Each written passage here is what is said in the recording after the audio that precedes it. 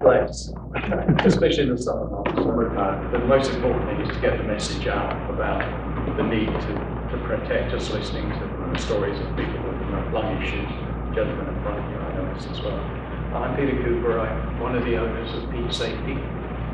Actually, the company is now in my son. It's part of the tax succession stuff you have to do. I've been in the respiratory business since 1978. I made the very first powered respirator for the mining industry in the UK. You can tell my accent is New York. And from there on, we developed a range of powered respirator systems for the mining industry, for coke ovens, and then it moved into the military side for chemical agent protection programs.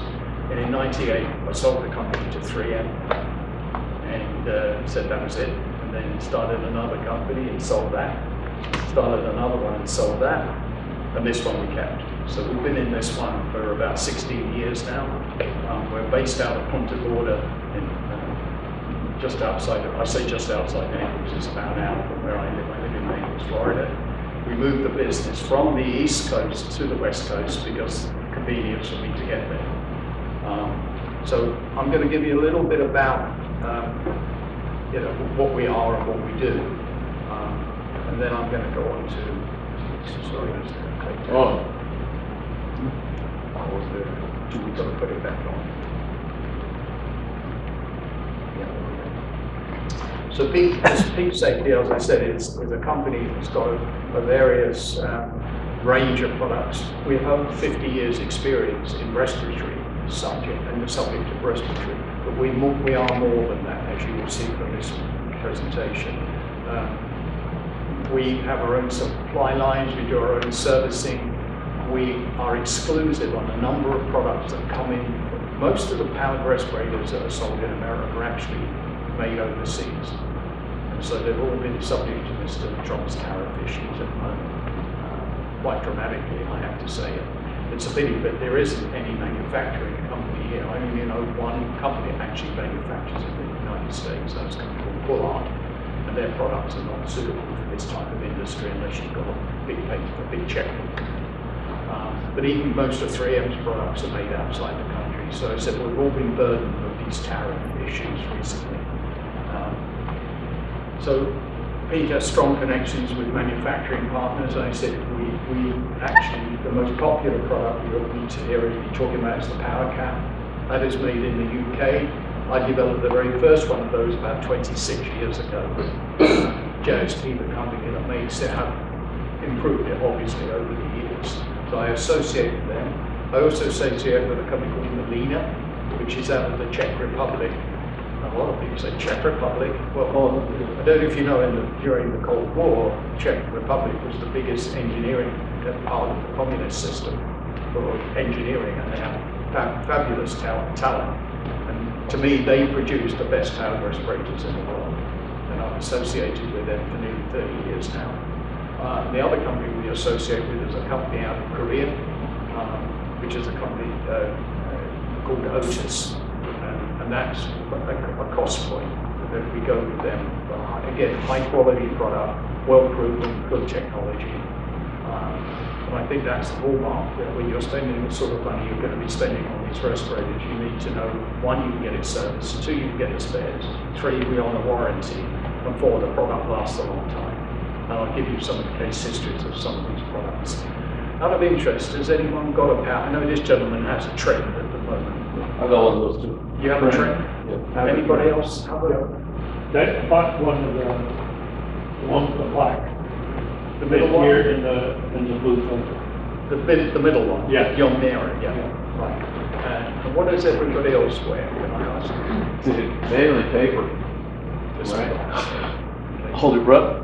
N95 masks. How many people have extraction in their shops? Have what? Extraction.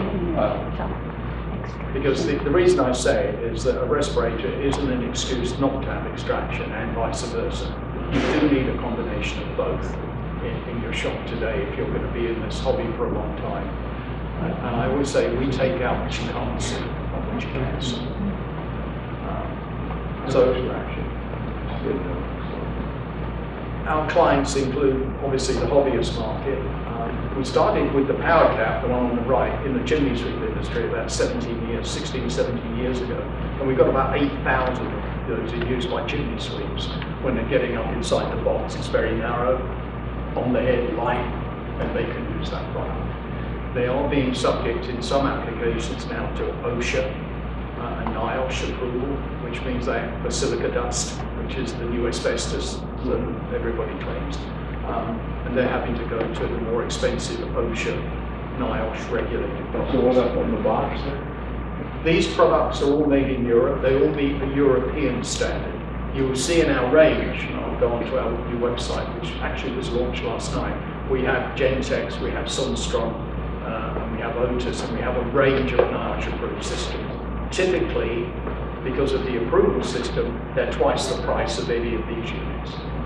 But they don't do, in fact, some of these do have more features than what you can buy on an NIOSH approved system. We supply industry.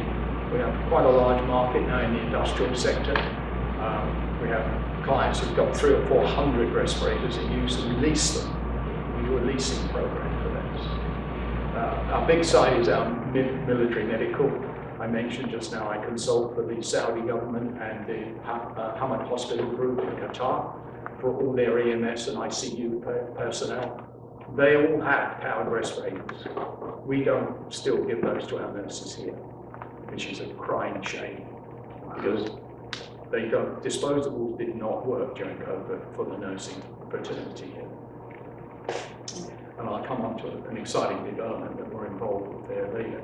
But our military side, we produce special products, powered respirators and suiting systems for the military, chemical agent protection programs, and special respirator systems for that. And that's probably the larger side of our business.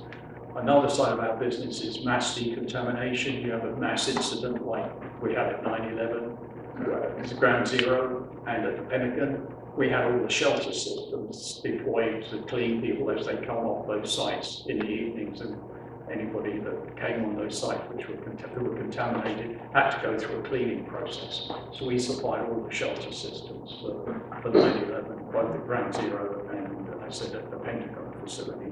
A lot of our hospitals have mass decontamination programs. They have to be open code, Washington, Area 19 in Washington. They have to have shelter systems set up at all the major hospitals. And we actually we supply all those hospitals with their shelter systems. As from the 1st of July, we also took over the military training company, a company called Deacon LLC. That's now part of Peke. And we train at Guantanamo Bay, we train in Bahrain. At any military base around the world, we do once a year training on emergency management programs. So we just acquired that company on the 1st of July.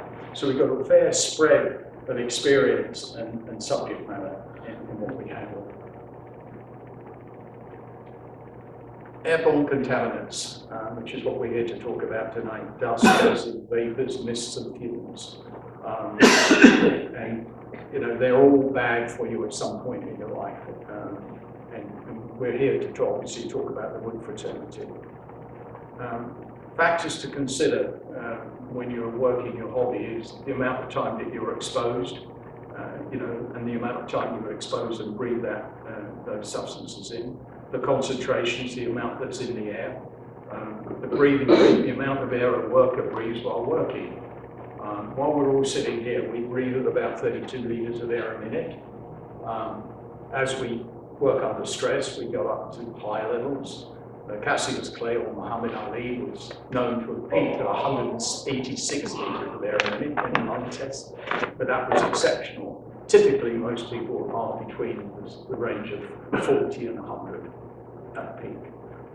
As our lungs deteriorate as age comes upon us, our lungs don't function as well. They don't pump in and out as much as they do, and therefore you end up being shallow breathing or some form of breathing hazards, which can result in COPD and some of these other diseases that we have common with. Emphysema, COPD are the two prime ones. In recent years, I've met a lot of people who, I met one lady in Minnesota who only worked in Walnut all her life, and she had to stop her hobby until she wore one of these respirators, and she could go back and do her hobby again. But she was pretty sick.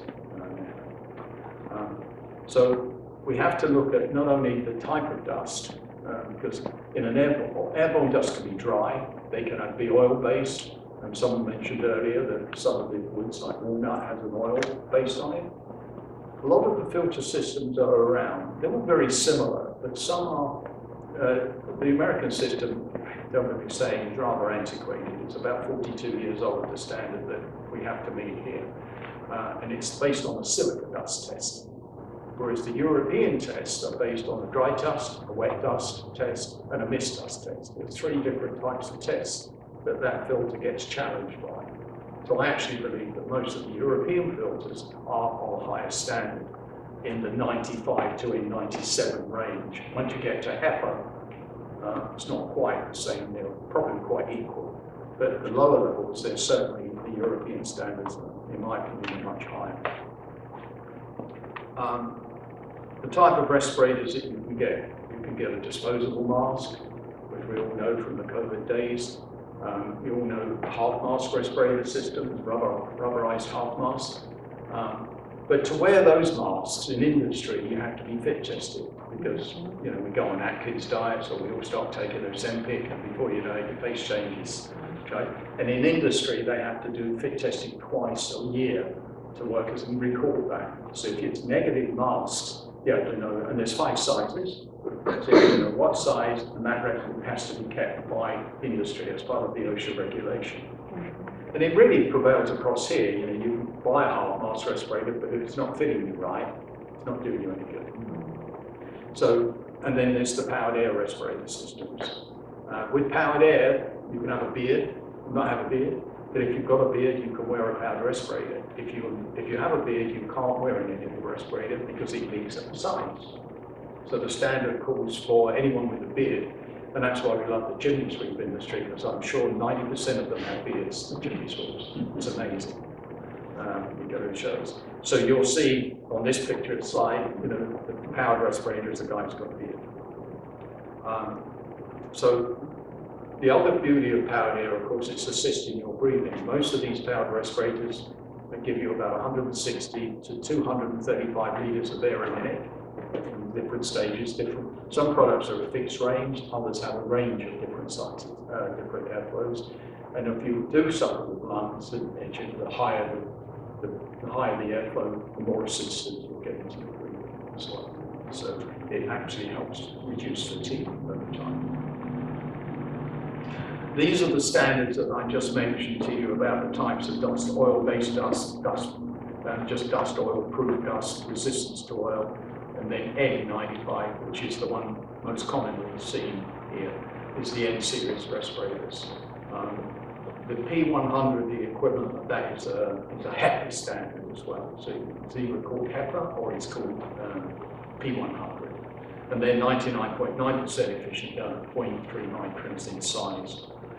Some of the new filters from Europe now, the HEPA filter in that middle run, which this gentleman has, that's 99.9% efficient, down to 0.001 micron in size. So it's the ultimate in a mechanical filter. You've been on it forever.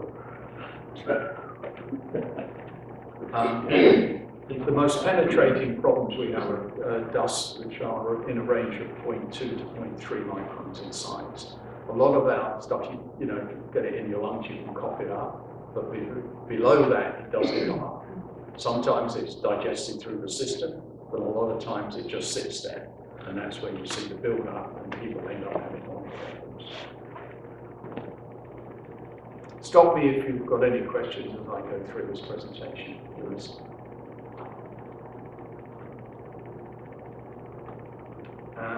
Some of the diseases which are commonly known as black lung disease, which was prevalent amongst the mining industry, top of coke ovens, where we make steel coke ovens. Standing on the top of a coke oven is the equivalent of smoking 80 cigarettes a day. If you stand on the top of a coke oven for 1 hour. And that You just stand on top of it and smoke while you're at it? That's all they did? Yeah, well, I tell you, that's really where a lot of it started in industry, because in America here we had a real problem with cancer. with people working on coke ovens. And the lawyers took over, of course. My wife said, when I first came to America, she said, USA means you sue anyone. That's a good one.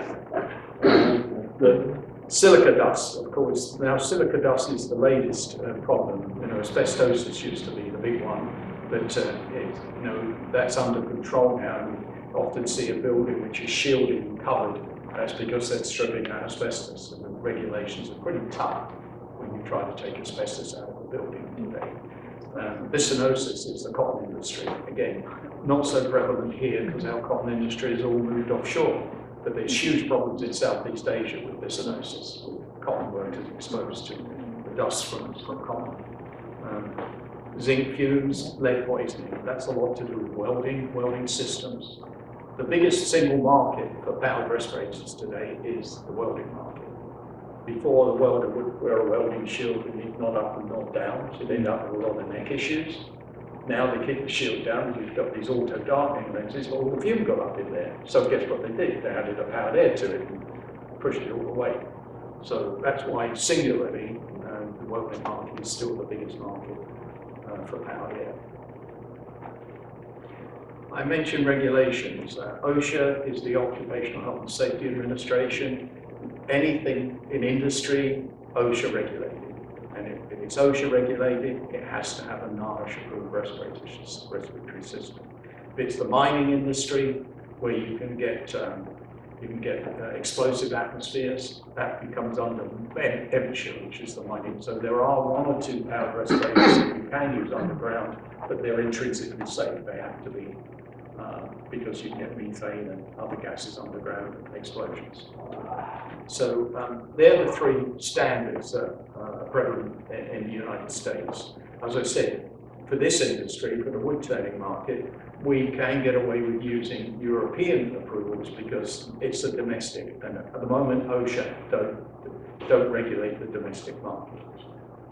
They've got a new another strange thing they do in industry. If you're a one-man owner of a building, of a business, you can wear a non-NIOSH approved respirator. But as soon as you employ people, you've got to wear NIOSH. Now tell me where that makes sense. No, that's actually a little bit different than that. If you're a single owner operator, OSHA cannot touch you, Right. Period, in general. You can do whatever you want. You can go touch live wires with your bare hands, and it's perfectly legal. But if you've got people employed... But if you have to employ a single person, an accountant, that's it. Exactly. OSHA comes in. It's really a quirky rule. Yeah. That's a good one, though. So as I said to you, powered air, you can wear a powered air with a half mask respirator. There are some designs like that. The full face mask is used where you have clean shaven and you can wear a tight fitting face piece. Most people like the loose fitting or the helmet mounted units for this particular sector. Protection factors. I asked this question just to find out how many people know what a protection factor is. Would it be, sorry? No. A protection factor is the measurement given by, it's the inside-outside measurement. So what you do is you take a respirator and you put a probe in and you measure the inside and the outside to give you the divider that tells you what your PF is. And the reason a lot of people look at a filter and say, well, I've got a HEPA filter. But if it's leaking, it's not doing you any good. So it's a combination of filter efficiency and the protection factor that support it. Again, our standards here are 40-odd years old. The NIOSH standard for a powered respirator is a nominal protection factor of 25. I've yet to see a powered air unit that doesn't give you more than 200 in practice. And again, it's something that you can't get the regulators to change. It's a crazy standard, but it's one that we have to live with. So quite often you'll hear us saying, and other manufacturers saying, well, the protection factor in practice of that is 200. I was in an aluminum plant in Canada where they managed to wear one of these products and get a protection factor of 340, but the standard says it's only 25. So what we have to do is to go into industry, get a hygienist, do the test and prove it, and then OSHA will allow that product to be used. But you've got to go through a whole series of costs again to get there. But powered air still offers you the highest level of protection of any form of respiration out there. I mentioned the efficiency factor, and I use the glass window as an example. You can have good thermal coupling in a window or thermal energy and keeping you nice and warm in the winter, as you see on the adverts. But if your frame is leaking, it's not doing you any good. So again, I use the window frame system as an example of why powered air is better for you, because you've got good filtering and it's pushing it all away from you, so it's not going to leak. It's a positive pressure system.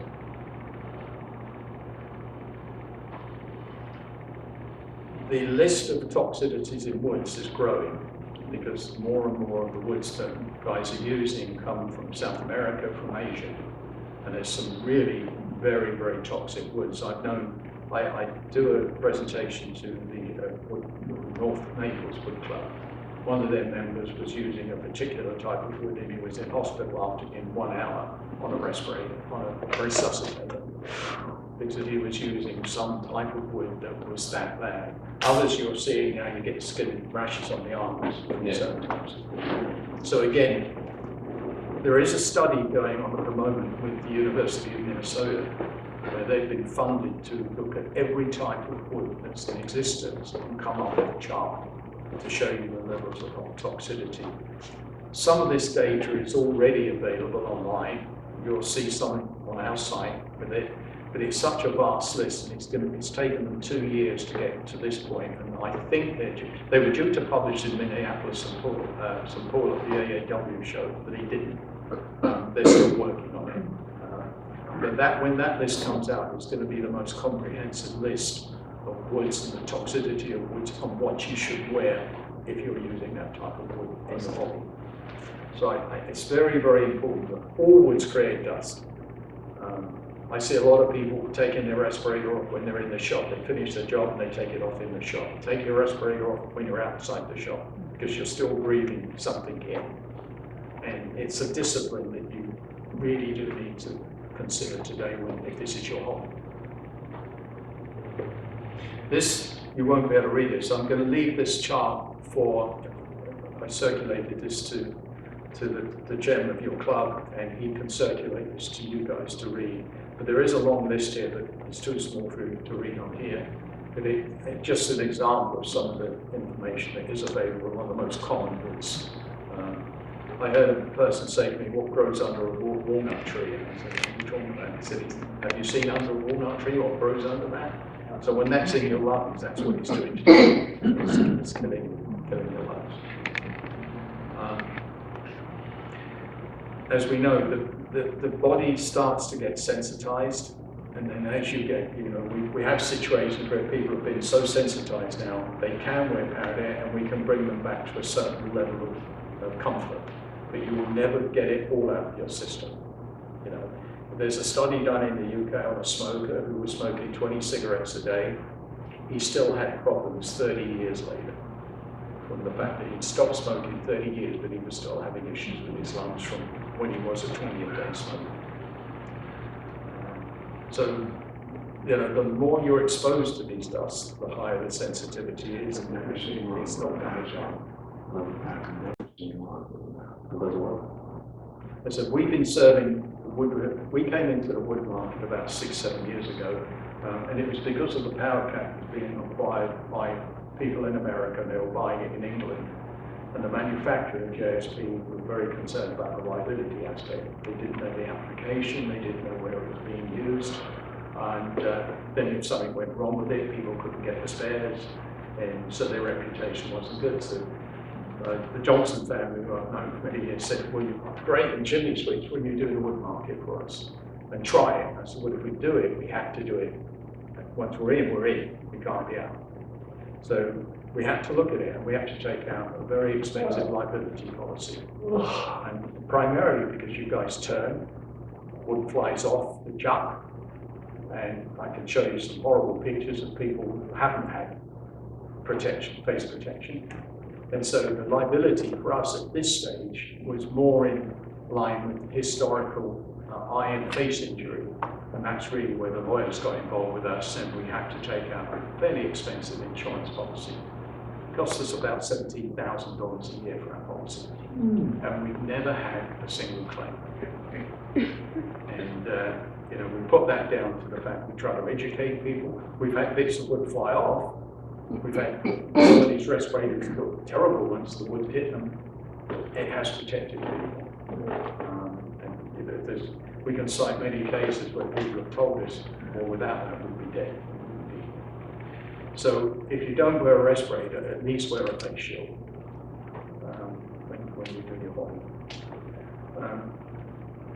So, as I said in the slide here, and I said it earlier, having a good respirator is no excuse not for having good extraction in your shop as well.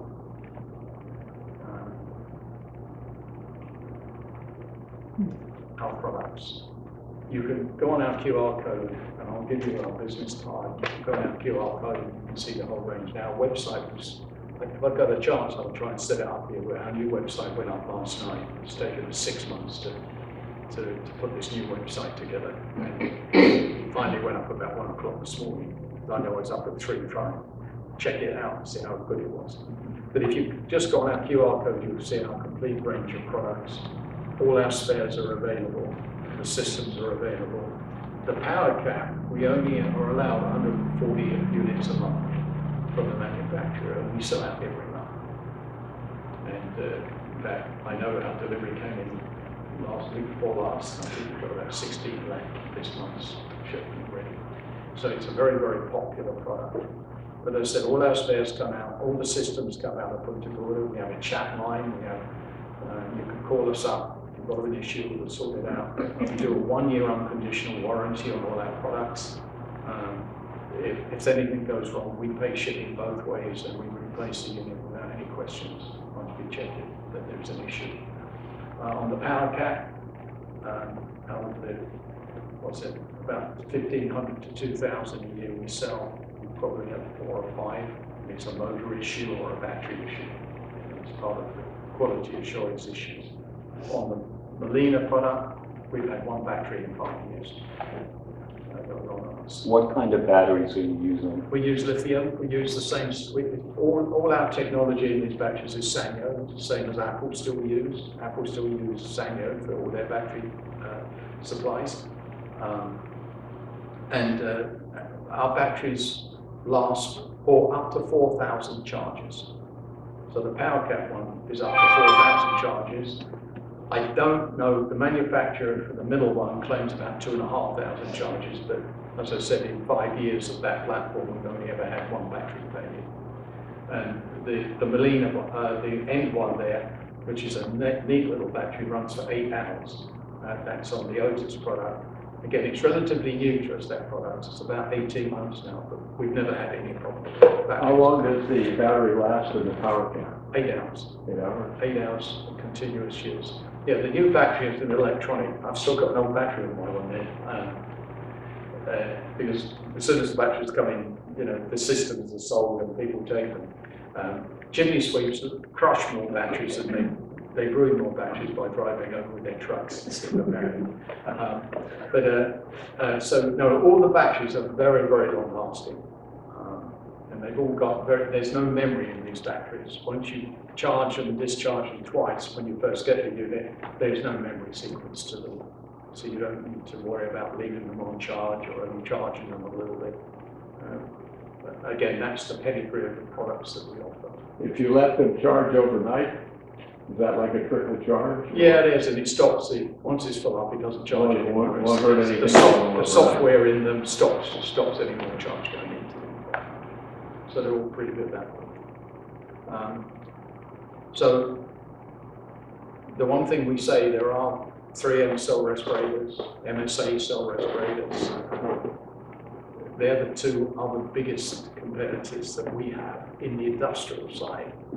On this side, truly, I don't think we have a competitor that can match the quality of the products and the design of these products, and we are exclusive on these products in the American market. And I'll close on a quite an exciting project that we're working on. I mentioned COVID and the fact that our nursing community, our medical community, are still wearing disposable masks. And we've just we filed about 2 years ago now, we filed 9 patent applications, got 9 patents on a concept where what you breathe in is clean, what you exhale is clean as well. Because if you've gone on a plane during COVID, you couldn't wear a mask which had an exhalation valve, because you were basically blowing into the thing. So we've developed a system at Johns Hopkins Hospital, and it's gone through its phases of development. It's now going into approval, which is going to take 2 years here and a year in England, and a year in Europe, 2 years here. $150,000 here, $10,000 in Europe to get it approved. Yeah. So we're having to go through that process, but that, I believe, it will eradicate disposable masks in the medical world over the next few years. And, I think we're going to make a lot of nursing staff very happy with that, and they're not going to end up looking like a class clown in this into the surgery. So that's an exciting development that I've been working on for 4 years, for the last 2 years in earnest.